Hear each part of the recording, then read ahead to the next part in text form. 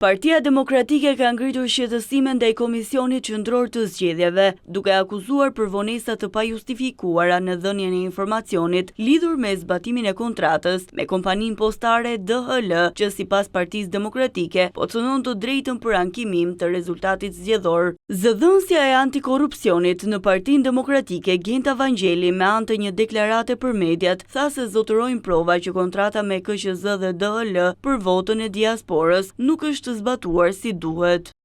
Që prej datës 15 maj, në datën 23 maj, komisioneri Celibashi u prononcua se shumë shpejt do të mbërri informacioni zyrtar për zbatimin e kontratës të lidhur ndërmjet KQZ dhe kontraktorit DHL. Ndonë se DHL ka paraqitur një pjesë të materialit që prej datës 22 maj, 6 ditë me vonesë, komisioneri bëhet mbar për t'i kërkuar DHL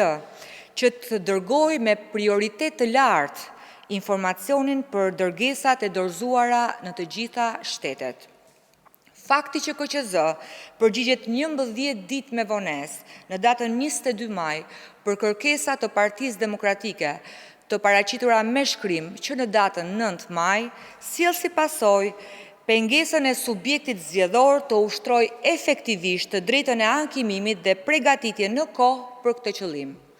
Ekzistojnë dyshime serioze se ka diferenca votash krahasuar me numrin e votuesve. Prandaj, kërkohet nga komisioneri Celibashi të bashkëpunojë maksimalisht e pa vonesë në mënyrë që të identifikohen sa më parë këto të dhëna. Kujtojmë se deri tani kemi mjaftueshëm prova që të vërtetojnë se kontrata e lidhur ndërmjet KQZ dhe kontraktorit DHL nuk është zbatuar siç palët kanë rënë dakord në kushtet e përgjithshme të kontratës, kushtet e veçanta të saj, specifikime teknike e të tjerë. Partia Demokratike thekson se ekzistojnë dyshime të forta për mos përputhje mes numrit të votuesve dhe numrit të votave të regjistruara, ndaj kërkohet bashkëpunimi plot dhe pa vonesa nga ana e komisionerit Ilirian Celibashi për të garantuar transparencën dhe integritetin e procesit të zgjedhor.